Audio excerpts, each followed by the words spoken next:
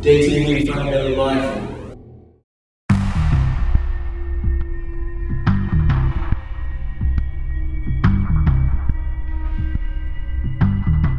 What other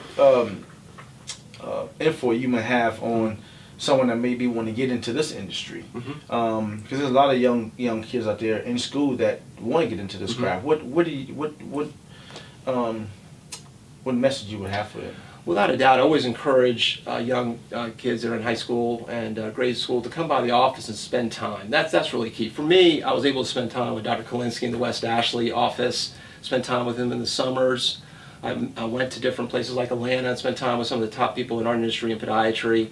Not many people know about podiatry. It's really evolved over the years. We do foot and ankle surgery, and we're able to do so many things: treat kids, treat adults, treat diabetics, and treat athletes. And I think it's really the experience and just going out there. So I think for the young kids, just coming in into the office and to spend a day. Right. And I always encourage you to come into surgery with us. Make sure that is okay and you can handle that, and just see what we do every day. And I think that's what's really important. And one word that sums that up is called shadowing. And that carries me into another topic that I would go into, is that, you know, what I tried to get at the College of Charleston is get student athletes when they come in to have some type of business approach, some type of shadowing approach, because we're out of the job market 4 years out of high school, 4 years out of college.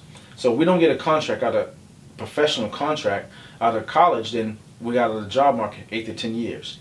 But as a student athlete or as a student, if you shadow and go into the field and shadow, most of the employees will hire from within. Without doubt. So that goes into another question. And now when I ask this question, I will answer it and I'll get your opinion on it. Should athletes be paid? And my opinion is they should get some type of stipend.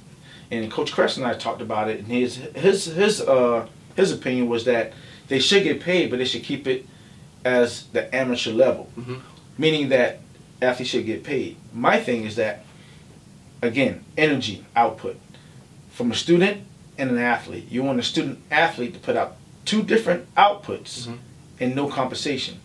So to keep it amateur, then leave us out of commercials and leave the names off the back of the jerseys. Right. That'll take care of everything. Your thoughts? Well, it's tough. I think there should be some type of compensation, but it's hard because the big sports like basketball and football are making most of the money. And so the question is whether or not you pay the same for the basketball players, the volleyball players, the golfers. And so that's the tough issue there. And right before you finish, let me chime in because I want to make my point. So, because I left something out. What the message is that athletes are getting an education. That's the trade. So, was North Carolina doing it right? I mean, they weren't, but you know, continue, because that's, I mean, they were just bringing the athletes in to be athletes, to get in trouble for it. That's wrong. Right. But you're still asking athletes to go to school to 16-hour, 16 credit classes, 9 to 6. Then go to practice, and it's tough to do, but. That's a long story. I'd rather hear you. It's really tough. I mean, I wasn't a college athlete, and you know better than anybody what's involved. It's a lot of work. It's practice, and it's very limited time to study, and it's very challenging. So, I mean, I do agree. I mean, you have that college scholarship, and that's very expensive, without a doubt, that education.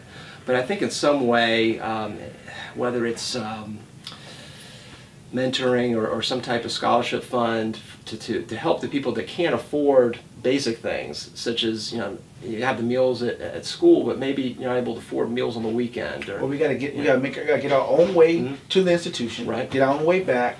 Our parents gotta pay to get to our games. You know what I mean? It's a bunch of whole different things that that the school can probably pay for. That can not. Those funds we have in our possession can be used to those things as well. Without a doubt. I mean, these athletes are making a tremendous amount of money for these colleges, and I think that would be very special if the college can give back to these student athletes and pay for those type of things, which will really help the family as well as the student athlete. And I know it's a touchy subject, but if you don't talk about it, then it wouldn't be a cure for it. And they also talk about, well, different conferences are saturated with funds more than others. So then, if the athlete's getting paid, that smaller conference can't get paid as much as that.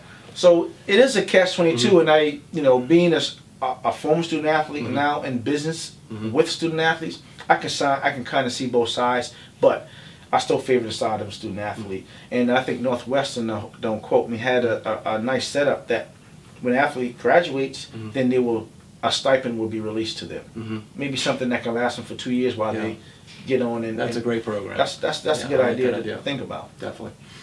So, you know, in closing, what do you see Carolina Fit Specialists, you know, doing with student athletes? Or you practice in the next couple of years? Well, I actually joined up with a friend of mine back in 2006, Dr. Brown. He's also a college Charleston athlete, played baseball there. We both played grade school basketball, high school together, so we're both passionate about sports. So that's kind of a lot of our focus, is really working with organizations, educating young athletes, helping them. So I think that we're really evolving, like we talked about with the website and giving information to patients. Really like to get out to the public. I really enjoy public speaking and just getting out and explaining to young kids actually what we do for a living. It's a nice field. You have a family life on the weekends, and it's a really nice career that not many people know about. So I think just getting the word out about what we do for a living and just try to help young kids. Nice, nice. Well, you heard it first today, TV. Dr. Saffer, Fundamentally Mindful. We'll be right back.